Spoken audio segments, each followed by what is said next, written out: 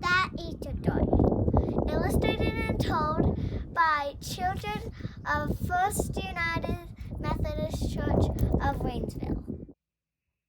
Jesus' teachings were beginning to cause trouble. The church leaders didn't like how different his teachings were from theirs. Jesus knew that soon he would be arrested and put up on the cross. He also knew that it would be one of his own disciples who would betray him. Knowing the time of suffering was coming, Jesus spoke a special blessing over the Passover meal he shared with his disciples. While they were eating, Jesus took bread. He blessed it and he broke it.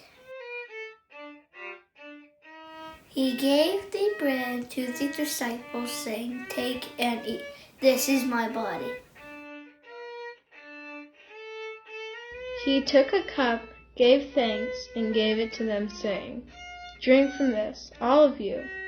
This is my blood of the covenant, which is poured out for many so that their sins may be forgiven." After the meal, Jesus and his disciples went to the garden of Gethsemane to pray. Jesus prayed to God, asking him to take away his suffering. As Jesus returned from prayer, Judas, one of the disciples, came with a crowd carrying swords and clubs. When Judas greeted Jesus with a kiss, the crowd knew that Jesus was the man they needed to arrest.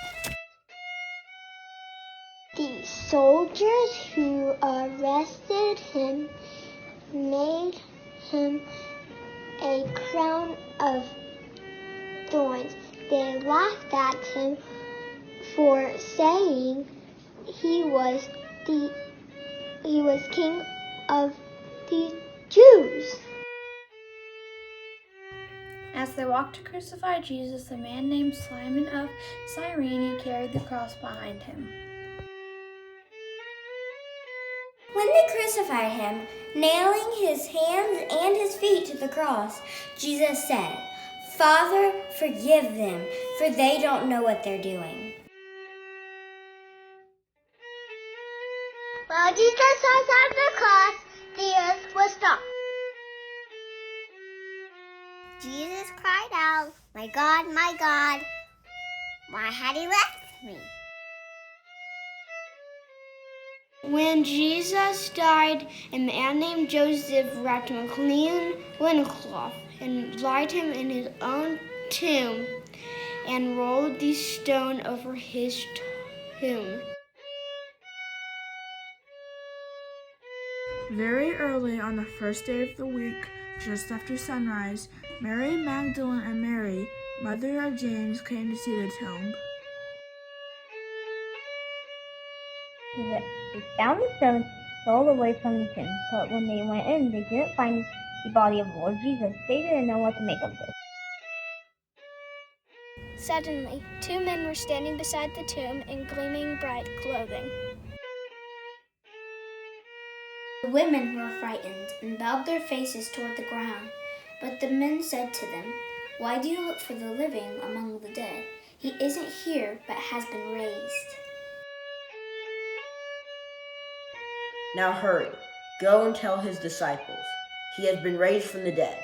He is going ahead of you to Galilee. You will see him there. And so, the woman went with great joy to tell the disciples what has happened.